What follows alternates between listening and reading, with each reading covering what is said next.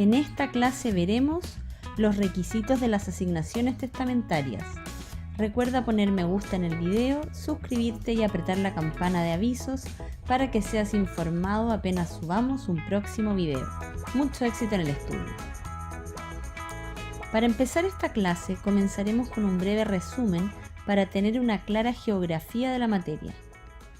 Primero, vale recordar que de acuerdo a la teoría clásica, se requiere un título y un modo para adquirir un derecho real.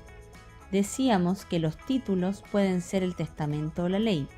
En cuanto al modo, puede tratarse del modo de adquirir de la sucesión por causa de muerte, que será la regla general, pero también la tradición o la prescripción. Y los derechos reales que se pueden adquirir son el derecho real de herencia y el derecho real de dominio, aunque también podemos adquirir un derecho personal en el caso del legado de género. Ahora bien, este derecho real o personal recae sobre una asignación por causa de muerte. Las asignaciones por causa de muerte son aquellas que hace la ley o el testamento de una persona difunta para suceder en sus bienes. Las asignaciones por causa de muerte pueden clasificarse en testamentarias o legales. Esta clasificación mira la fuente de la asignación. Las asignaciones testamentarias o disposiciones testamentarias son aquellas disposiciones de bienes que hace el testador por medio de su testamento para determinar lo que le corresponde a ciertas personas en su sucesión, instituyendo herederos o legatarios. Y las asignaciones legales son aquellas disposiciones de bienes que hace la ley. A su vez, las asignaciones testamentarias pueden clasificarse en asignaciones a título universal o a título singular, asignaciones voluntarias o forzosas, asignaciones puras o simples o sujetas a modalidad. Las asignaciones a título universal o singular. Esta clasificación mira el contenido de la asignación. Las asignaciones a título universal son aquellas en que el asignatario sucede en todos los derechos y obligaciones transmisibles del difunto o una cuota de ellos. Y las asignaciones a título singular, aquellas en que el asignatario sucede en uno o más cuerpos ciertos o en uno o más cuerpos indeterminados de cierto género. Las asignaciones voluntarias o forzosas. Esta clasificación mira la obligatoriedad de realizarlas. Las asignaciones forzosas son aquellas que el testador está obligado a hacer, y si no las hace, las suple la ley, aún en perjuicio de sus disposiciones testamentarias. Las asignaciones voluntarias son aquellas en que el testador es libre de hacer o no hacer. Asignaciones puras o simples o sujetas a modalidad. Esta clasificación mira a los efectos de la asignación. Si la asignación produce sus efectos normales, será pura y simple, pero si el testador introduce un elemento que modifica sus efectos, como un plazo, condición o modo, modificará sus efectos normales y se tratará de una asignación sujeta a modalidad. Pero además la ley exige la concurrencia de ciertos requisitos subjetivos y objetivos para que las asignaciones por causa de muerte sean válidas. Los requisitos subjetivos son aquellos que deben estar presentes en la persona del asignatario, y los objetivos son condiciones que deben concurrir en la asignación misma para que sea válida. Pues bien, para ambas asignaciones, legales y testamentarias, se exige la concurrencia de requisitos subjetivos, como la capacidad y dignidad del asignatario para suceder, pero para las asignaciones testamentarias se exigen requisitos subjetivos y objetivos. Dentro de los subjetivos, la certidumbre y determinación del asignatario, y dentro de los objetivos, el objeto de la asignación debe ser determinado o determinable. Y esto es lo que veremos en esta clase. Requisito subjetivo de las disposiciones testamentarias: certidumbre y determinación del asignatario. La certidumbre del asignatario dice relación con su existencia y la determinación se refiere a su identidad. Una persona es cierta cuando se sabe que existe y es determinada cuando se sabe quién es, sea que se la designe o determine por su nombre o por claras indicaciones que la individualicen. Así lo dispone el artículo 1056 del Código Civil. Todo asignatario testamentario deberá ser una persona cierta y determinada, natural o jurídica, ya sea que se determine por su nombre o por indicaciones claras del testamento. Veamos en detalle cada requisito. Certidumbre del asignatario. La ley exige que debe tratarse de persona cierta, esto es, que la persona exista. Para esto debemos remitirnos a lo ya estudiado en los requisitos de la capacidad para suceder. Recordar que el requisito subjetivo de la capacidad es una condición exigida tanto para las asignaciones legales como testamentarias. Decíamos en aquella oportunidad que para que el asignatario sea capaz de suceder es necesario, entre otros, que exista al momento de abrirse la sucesión. En las personas naturales se traduce en la existencia legal, esto es, al nacimiento, y en las entidades contar con personalidad jurídica. Decíamos también que existían excepciones que se traducen en cierta incertidumbre acerca del asignatario. En el primer caso, las personas concebidas al momento de abrirse la sucesión, las asignaciones condicionales, las personas que no existen pero se espera existan, y las asignaciones dadas en premio por servicios importantes. Y en el caso de las personas jurídicas, aquellas asignaciones que tienen por objeto la fundación de una persona jurídica y las personas jurídicas extranjeras siempre que sean de derecho público. En segundo lugar, debe tratarse de persona determinada. La determinación del asignatario se refiere a la identidad del mismo. Lo normal es que la determinación del asignatario se haga designándole por su nombre, pero la ley también admite que se realice mediante indicaciones claras que permitan identificarlo. Por ejemplo, indicar los hijos de Juana. En este caso también hay excepciones, en que pese a no estar individualizado el asignatario, la asignación es válida. A. Las asignaciones hechas con un objeto de beneficencia, aunque no sean para personas determinadas. Como consecuencia, vale la asignación que se haga un establecimiento de beneficencia sin designarlo.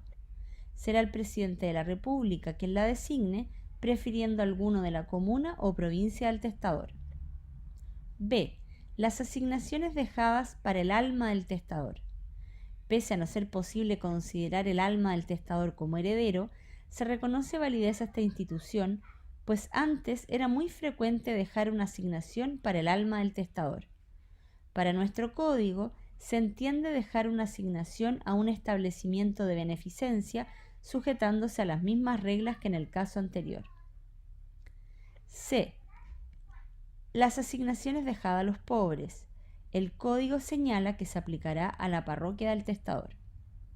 D. El artículo 1064 agrega las asignaciones dejadas indeterminadamente a los parientes. Si el testador deja alguno de sus bienes indeterminadamente a sus parientes, la ley interpreta su voluntad asignándola a los consanguíneos de grado más próximo según los órdenes sucesorios. Aquí ocurren dos situaciones relevantes. Primero, al referirse a parientes, el testador quiso favorecer a más de una persona. Por ende, en caso que el orden sucesorio de grado más próximo esté constituido por un solo pariente, se agregan también los de grado posterior. Y segundo, opera la representación, esto es, si falta un asignatario es representado por su sucesor, siendo uno de los casos de excepción donde esta figura opera en las sucesiones testamentarias. Sanción ante la incertidumbre o indeterminación del asignatario. El artículo 1056 señala que ante la incertidumbre o indeterminación del asignatario, la asignación se tendrá por no escrita.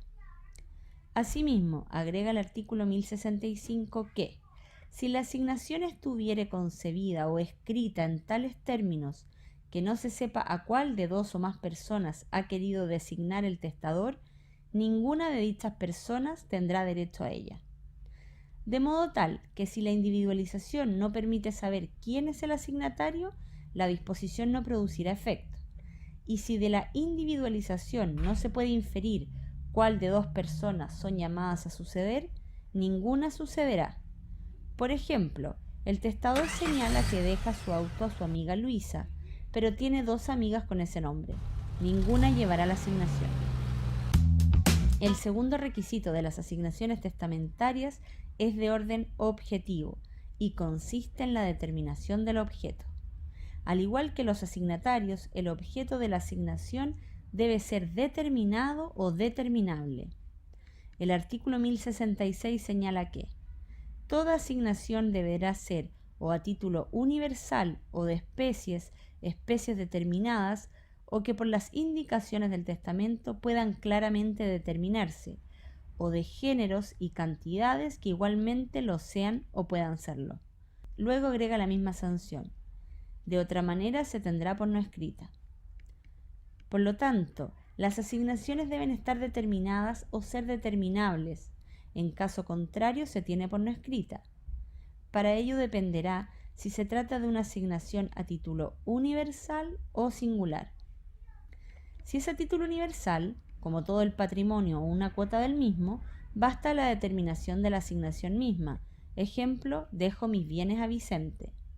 Si es a título singular, como un legado de especie o género, se requiere se designen los bienes que la conforman.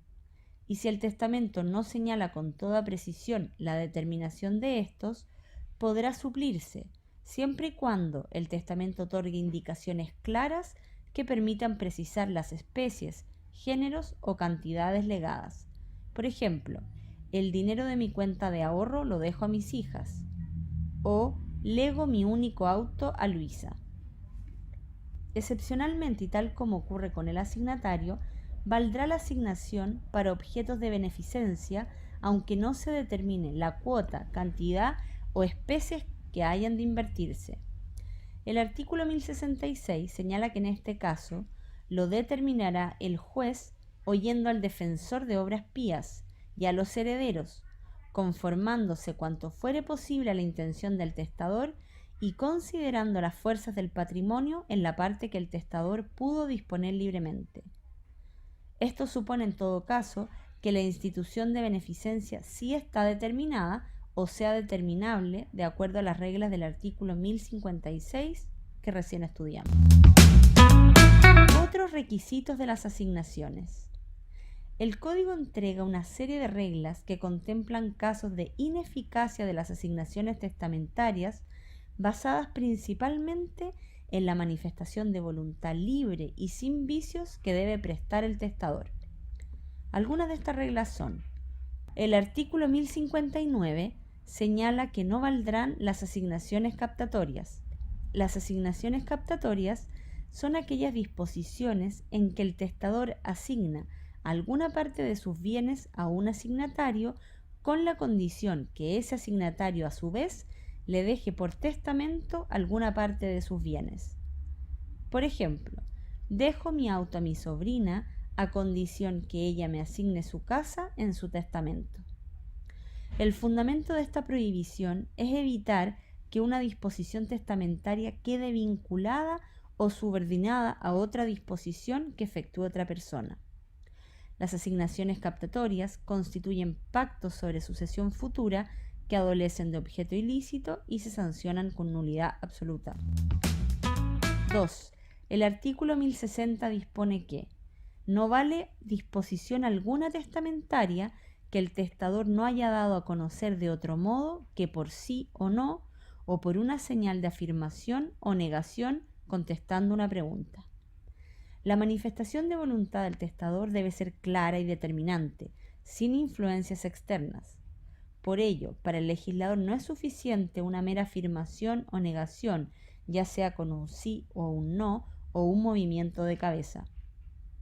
El testador debe declarar clara y determinadamente a quién desea designar como herederos o legatarios, como también las demás declaraciones que quiera consignar en su testamento. 3. El artículo 1063 señala que la elección de un asignatario, sea de entre cierto número de personas, no dependerá del puro arbitrio ajeno. Es decir, el testador no puede decir que deja su auto a quien designe Juana o que deja su auto a alguno de los sobrinos que designe Vicente. la norma dice que no puede quedar al puro arbitrio ajeno, por ende serán válidas si no quedan a su solo arbitrio, cuando el testador agregue ciertas bases. Por ejemplo, dejo mi auto a la sobrina que obtenga mejor rendimiento en la universidad según la calificación que realice su director de escuela. La facultad de testar es indelegable, por ende este tipo de disposición significaría una delegación parcial de dicha facultad. 4. Según el artículo 1067, se puede dejar una asignación testamentaria cuyo cumplimiento dependa del arbitrio de un heredero o legatario, pero el artículo mandata a hacer una distinción. Si al heredero legatario le reporta provecho rehusar su cumplimiento, se encuentra obligado a llevarle efecto, a menos que pruebe tuvo justo motivo para no hacerlo. Por ejemplo, el testador señala: si es voluntad de mi heredera Luisa, le entregará 1000 a Vicente. Luisa estará obligada a cumplir el legado, pues de no hacerlo reportará beneficio, pues el dinero pasará a pertenecerle, a menos que pruebe, por ejemplo, que no había caudal suficiente para pagarlo. En cambio, si al heredero legatario no le reporta ningún provecho, puede incumplirla sin justificar su resolución. Por ejemplo, si le parece a mi heredera Luisa, dejo mi auto a mi sobrina Ainhoa o Antonia. La elección queda al arbitrio del heredero y en nada le aprovecha, porque sea la opción que elija, no recibirá la asignación. De todas maneras, se discute esta posibilidad de radicar en el heredero legatario la arbitrariedad de cumplir o no una disposición testamentaria, pues se aprecia una delegación de la facultad de testar. Aquí terminamos la clase de hoy. La próxima clase veremos asignaciones puras y simples o sujetas a modalidad. No te la pierdas. Recuerda dar me gusta y suscribirte a nuestro canal.